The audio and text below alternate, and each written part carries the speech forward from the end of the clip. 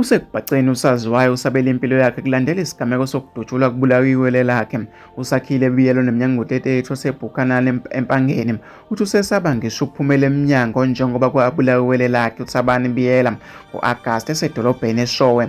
Lamawele abefana kungelula ukuwahlukanisa, aqala ukuzakhela udumo ohlelweni lemboni yamatekisi oludlala uMzansi Magic Channel 161 ngoLesine. USakhile uveza ukuthi-ke uyaziwa umuntu owabulala iwele lakhe futhi-ke ngowasemndenini babiza-ke isibongo esifanayo. USakhile ekhuluma neLanga uveze ukuthi impilo yakhe ayisoze yafana nakuqala njengoba-ke kwabulawa iwele lakhe ababengahlukani nalo. Uthi sekupheleke isikhathi noma umfowabo wabulawa kuye-ke kungathi-ke ushona izolo. Uthi abantu-ke abazi kobunzima abhekane nabo. Uthi-ke into yamehlela nakayibona ngokubulawa-ke komfowabo akasoze noma-ke akayifiseli muntu. Uthi umbango wokushisa phansi-ke embonini yamatekisi wona ogcine-ke uthatha impilo yomfowabo.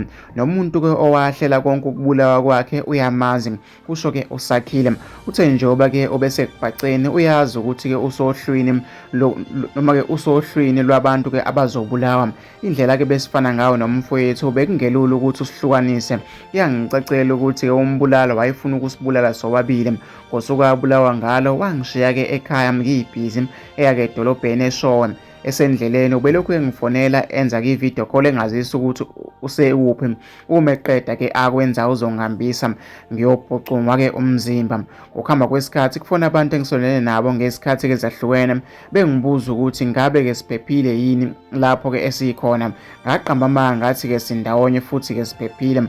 Kugcine sekufona owesifazane ovele wangitshela ukuthi umfowethu usedutshuliwe eShowe uphelele endaweni-ke yesehlakalo.